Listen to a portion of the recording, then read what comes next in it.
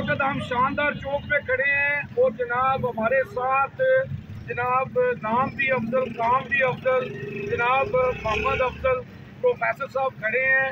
जनाब आए उनसे पूछते हैं कि जनाब नई नस्ल को वो क्या मैसेज देना चाहते हैं। जी अस्सलाम वालेकुम जी प्रोफेसर साहब। जी व्हाट्सअप आपका बड़ा आपके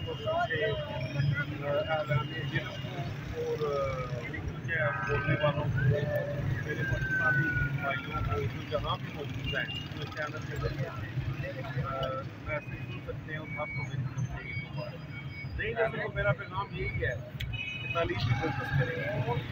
एंटरटेनमेंट पर फोकस ज़्यादा हो रहा है, तालीम पहले है एंटरटेनमेंट हुआ, तो तालीम पे फोकस करें। जिनको आप तालीम हासिल करते जाएंगे ज़िंदगी में आसानी।